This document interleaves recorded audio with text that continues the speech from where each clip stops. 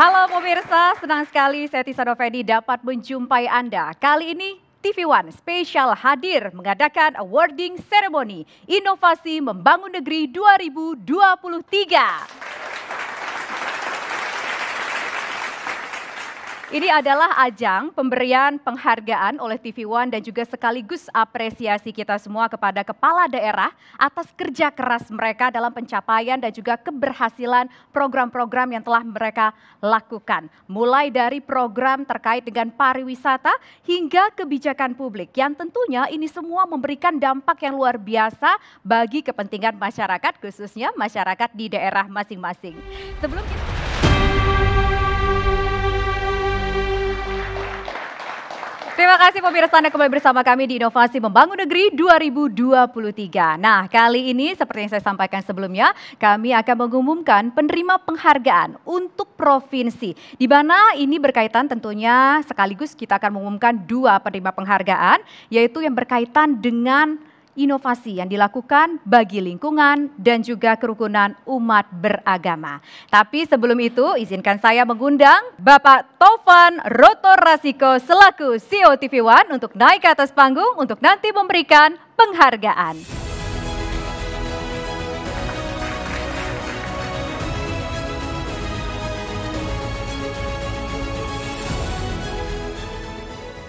Provinsi mana yang menerima penghargaan? Kali ini kita saksikan tayangan berikut ini.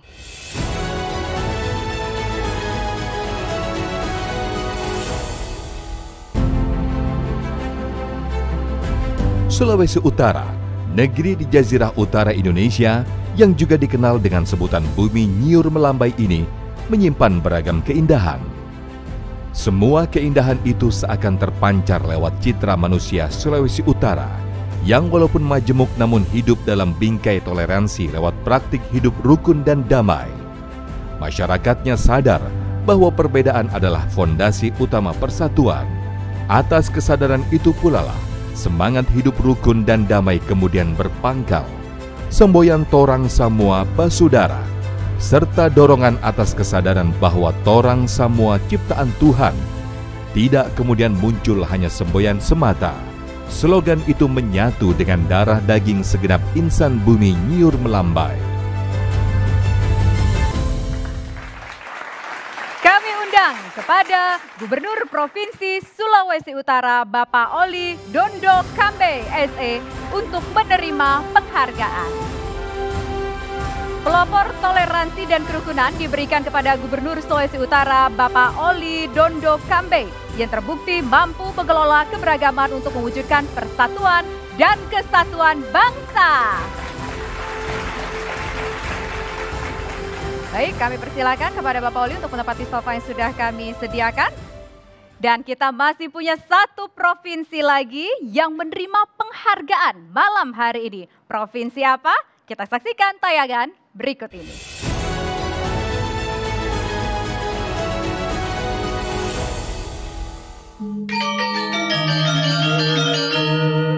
Bali sebagai tujuan pariwisata dengan keunikan berbagai hasil seni budayanya.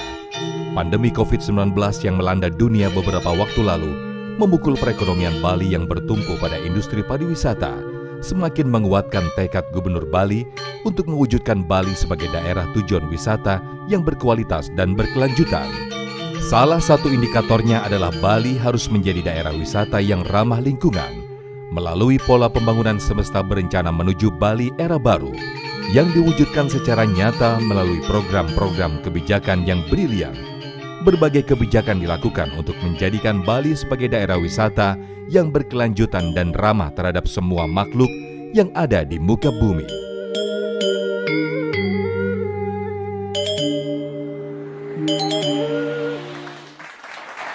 Saya undang ke atas panggung Gubernur Bali Bapak Dr. Insinyur Wayan Koster MM untuk menerima penghargaan.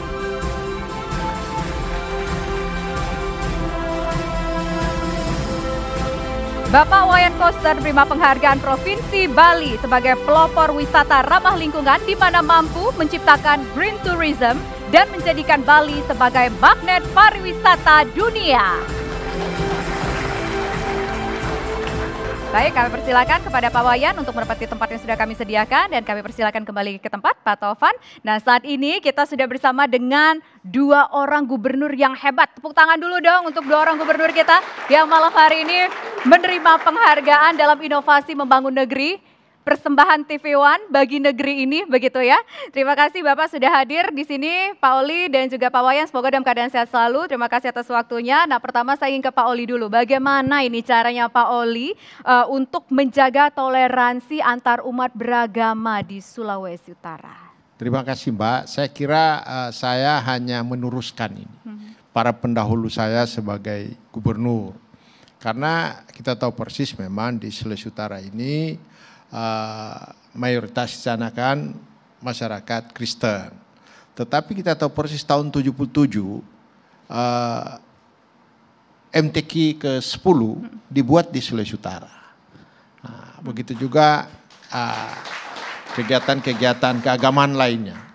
Banyak yang dibuat di Sulawesi Utara. Jadi pada saat saya jadi gubernur, saya hanya melanjutkan juga yang sudah dilakukan oleh para pendahulu-pendahulu kita. Karena sejarah Sulawesi Utara ini kita sejak tahun 1830 itu Pangeran Diponegoro dan pasukannya Kiai Mojo itu dibuang ke Sulawesi Utara, Pak. Nah, itu Pak Kiai semua itu. Laki-laki semua. Ya kan? Laki-laki semua. Dan mereka beranak pinak di Sulawesi Utara. Di tahun 1830 itu beranak pinak di Sulawesi Utara menjadi suku Jawa sendiri, Jawa Tondano, dan tetap beragama Islam. Jadi saya sebagai gubernur tinggal merangkai aja yang sudah ada sejak dahulu sampai hari ini, sehingga komunikasi sesama umat beragama di Sulawesi Utara, termasuk dari dulu pengungsi dari gunung api di Gunung Awu di Bali juga datang ke Sulawesi Utara itu. Orang Bali sana. Jadi menyatu semua di sana. Jadi saya kira inovasi yang saya buat ini tinggal merangkai yang sudah dilakukan oleh para pendahulu. Sehingga sangat memudahkan kita mempersatukan keberagaman yang ada di Provinsi Sulawesi Utara. Oke, baik. Luar biasa ya. Nah, sekarang kita ingin menuju ke Bali. Pak Wayan, kita tahu Bali itu masyarakatnya begitu kuat sekali memegang teguh adat dan istiadat di sana. Lantas bagaimana sebagai pelopor wisata ramah lingkungan, Bapak mampu mengedukasi masyarakat supaya bisa berjalan semuanya baik. Budaya tidak dilanggar, budaya tidak tercemar, tetapi wisata tetap bisa berjalan. Terima kasih Mbak. Jadi saya menjadi gubernur untuk membangun Bali. Saya menyadari betul permasalahan dan tantangan yang ada akibat dinamika yang berlangsung cukup lama. Karena itu saya membangun Bali dengan visi kearifan lokal Bali, yaitu Nangun Satkerti Loka Bali melalui pola pembangunan semesta berencana menuju Bali era baru, yang mengandung makna menjaga kesucian dan keharmonisan alam Bali beserta isinya untuk mewujudkan kehidupan masyarakat yang sejahtera, bahagia, niskala sekala. Inilah yang menjadi spirit untuk menata pembangunan Bali secara fundamental dan komprehensif, yang meliputi 3 unsur, yaitu menjaga alam agar alam itu bersih, membangun manusianya berkualitas, dan juga memperkuat budayanya dengan unsur-unsur yang ada, yaitu adat, tradisi, serta kearifan lokalnya. Dan inilah yang dijadikan sebagai satu mainstream untuk membangun Bali dalam segala aspek. Dan termasuk juga di bidang pariwisata, karena Bali ini adalah merupakan tujuan utama wisata dunia. Bahkan Bali saya kira banyak yang tahu lebih terkenal daripada Indonesia itu. Jadi jadi ini harus dijaga dengan baik. Nah, karena itu pariwisata yang kami bangun di Bali sesuai dengan visi tadi itu adalah pariwisata yang berbasis budaya, yang berkualitas dan bermartabat. Jadi Bali ini tidak bisa lepas dari budaya. Karena kekuatan utama dan auranya Bali ada di budaya. ini yang harus dijaga dengan baik, dengan konsisten dan satu komitmen yang kuat. Kemudian juga dalam rangka membangun pariwisata ini, karena pariwisata itu bersaing dengan berbagai negara di dunia, saingannya Bali itu kira-kira Singapura, Thailand, kemudian bahkan sekarang Malaysia, maka Bali ini harus naik kelas. Ya, jadi karena itu harus ditingkatkan terus kualitasnya. Pertama adalah yang berkaitan dengan selain budaya, ekosistemnya. Ya. Jadi karena itu saya memberlakukan kebijakan pembatasan timbulan sampah plastik sekali pakai di hotel, tidak boleh menggunakan tas kresek, tidak boleh menggunakan pipet. Kemudian juga pangan yang digunakan di hotel itu harus pangan yang sehat dan berkualitas. Karena itu pangannya harus bersumber dari pertanian yang organik. Bali ini tujuan akan menjadi pulau organik pada tahun 2024. Jadi pangannya harus sehat dan berkualitas. Kemudian juga energinya harus energi yang bersih, energi yang ramah lingkungan. Dari hulu sampai ke hilir, pembangkitnya harus tidak boleh menggunakan pembangkit yang berbahan bakar fosil, batu bara, tapi harus yang ramah lingkungan. Di hilirnya kendaraan bermotor listrik berbasis baterai, tidak boleh lagi menggunakan. Itu sudah terrealisasi Pak, sudah, nggak boleh sudah ada jalan, fosil sudah, itu. Sudah jalan sekarang di Bali dengan peraturan gubernur. Nah inilah yang dijadikan sebagai daya saing agar pariwisata Bali ini pertama budayanya terjaga dengan baik, kualitasnya terjaga dengan baik, dan berdaya saing secara berkelanjutan. Itu. Oke, baik. Tapi Pak menarik juga nih Pak, ketika mencanangkan kebijakan bahwa tidak boleh lagi ada energi fosil di sana supaya Bali itu udaranya bersih dan sehat begitu ya Pak. Ada resistensi nggak mungkin dari pengusaha yang sudah eksis, banyak tuh misalkan menyewakan mobil, menyewakan kendaraan roda 2, di situ kan otomatis mungkin takutnya biayanya lebih mahal begitu Pak. Nomor satu, saya tidak mengizinkan lagi membangun pembangkit tenaga listrik yang berbahan bakar fosil, batu bara maupun minyak. Dan yang kedua adalah saya tidak mengizinkan suplai energi listrik dari luar Bali masuk ke Bali yang berbahan bakar fosil. Yang diizinkan adalah yang membangun pembangkit tenaga listrik yang berbahan energi ramah lingkungan atau energi baru terbarukan. Kemudian untuk sepeda motor sekarang transisi. Ya akan dikonversi yang sepeda motor yang lama yang menggunakan premium sekarang dialihkan ke listrik. Nah gitu. Oke, baik. Nah sekarang saya ingin ke Pak Oli lagi. Pak Oli, sebetulnya bagaimana sih contoh nyata nih Sulawesi Utara itu menjaga kerukunannya, apa sih yang dilakukan mungkin antara agama satu dengan agama lainnya, seperti apa keguyupan mereka di situ Pak Oli? Ya memang menjadi suatu kebanggaan bagi kita kalau acara-acara besar keagamaan misalnya Idul Fitri. Pada waktu sholat itu yang jaga itu pemuda gereja. Nah kan gitu. Nah begitu juga Natal, ibadah Natal yang jaga biasanya itu ada ansor, pemuda masjid. Jadi saling berpartisipasi di dalam rangka menjaga kerukunan ini. Nah ini memang itu sejak tahun 74 di Sulawesi Utara itu sudah ada BKSUA, Badan Kerjasama Antar Umat Beragama.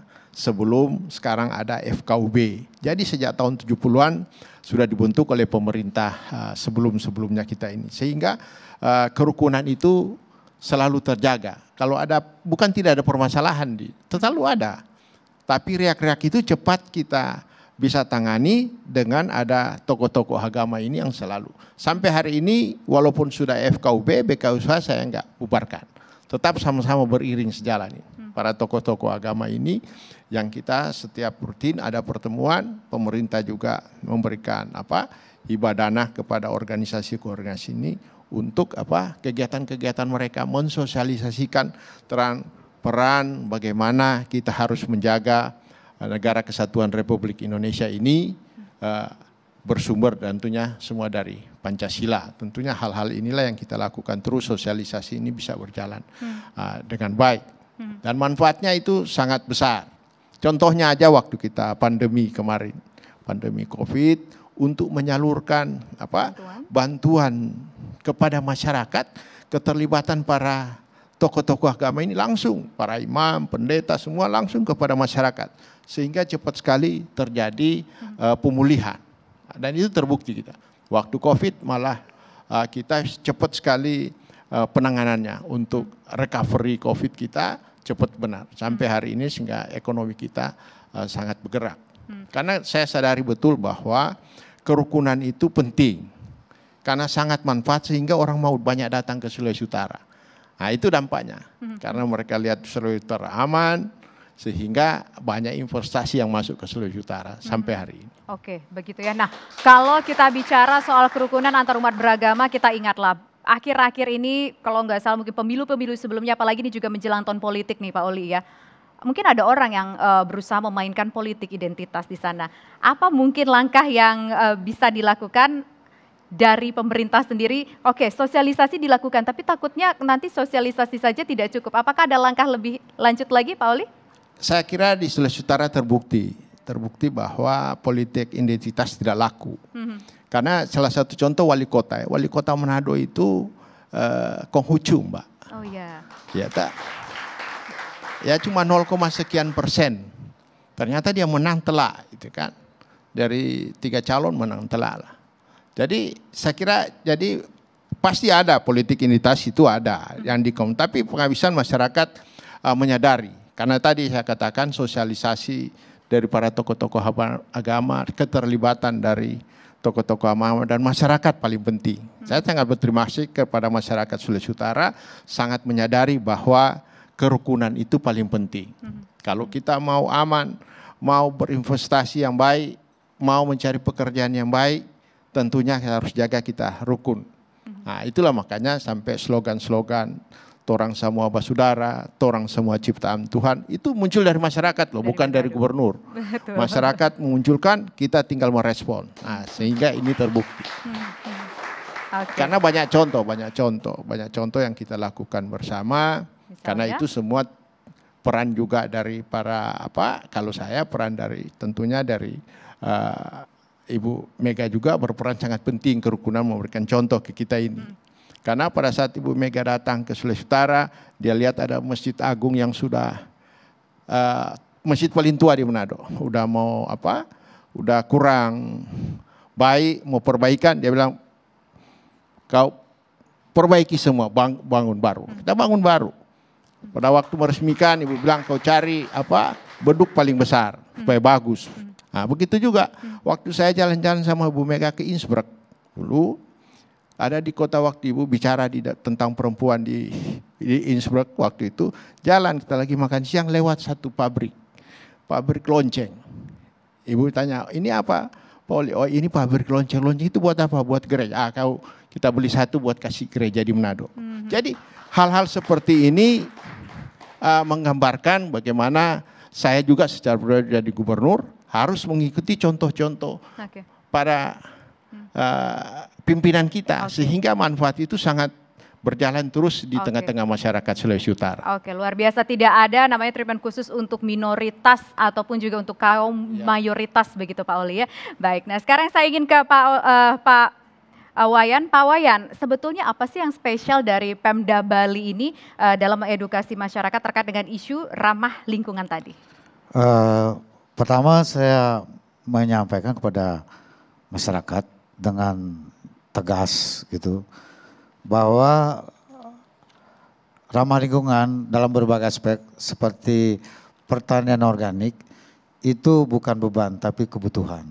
Ya, untuk tidak saja menghasilkan pangan yang berkualitas dan sehat, tapi juga menjaga ekosistem dan keanekaragaman hayati itu terjaga dengan baik. Dan sekarang terbukti, Bali itu sekarang dari 70.000 hektar sawah, 35.000 hektar sudah organik.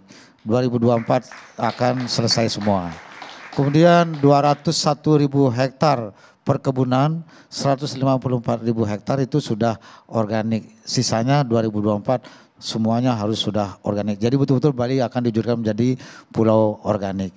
Sehingga dengan demikian airnya juga bersih, kemudian udaranya juga bersih, dan pangannya bersih, hidup kita jadi sehat. Jadi tidak hanya pariwisata yang terjaga, tapi juga kehidupan itu akan terjaga dengan baik untuk semuanya.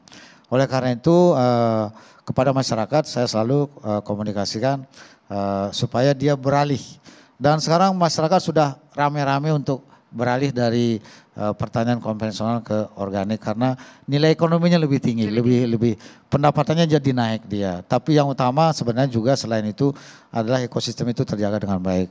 Nah, kemudian yang berikut adalah mengenai penggunaan kendaraan bermotor listrik berbasis baterai. Saya tekankan kepada masyarakat, sampaikan kepada masyarakat bahwa dia lebih murah biaya operasional dan biaya perawatannya.